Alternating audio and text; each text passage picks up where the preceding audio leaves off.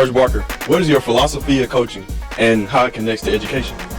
Well, first thing is when you talk about a student who competes, the term is student athlete. So that is first, the education part of it. So that's one thing that we focus real hard on is making sure that we're tracking our players' grades, that we monitor them yearly and try to make sure they're on progress to put themselves in the best position to go to college if that's what they choose to do. How has coaching affected your life?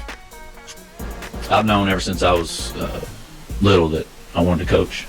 Both of my parents were coaches and teachers, so it's been a part of my life. I grew up in a field house and in a gym, and something I've always planned I was going to do. And I don't even call this work. Doing what you love to do and getting up every morning excited and ready to come to work is a pleasure and something that I really never seen myself doing anything else.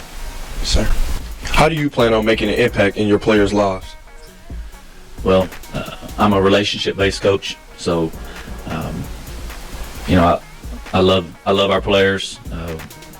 I'm not afraid to use that word. What made you become interested in coaching? Well, like I said before, both my parents were coaches and teachers, so I learned at a very early age how to focus on details, become detail-oriented in everything I do, being organized, structured, and have a plan, and that's something they definitely taught me, as I grew up, and I got to witness that firsthand. So, like I said before, I knew right away that's what I wanted to do, and that was my plan. How do you plan on improving as a coach from year to year? Well, part of coaching is evaluation. So we're always evaluating day to day, week to week, year to year. So that's part of our plan going in, that we see where we are, we tweak what needs to be tweaked, and we're constantly evaluating not only our players but our coaches as well. So we'll focus on that hard, making sure that we're doing everything we can on a year-to-year basis to get better, what we need to get better at, and to work on developing what we see are weaknesses to turn those into strengths. Yes, sir.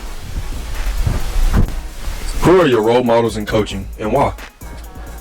Definitely my parents. Like I said before, growing up in a coaching household, seeing them, the time they put in, the relationships they built, how they modeled and mentored to me how to treat people with class and character and integrity. I've worked for some great people in my coaching career that I've learned a lot from as well, but I would say overall my parents had the biggest impact on me.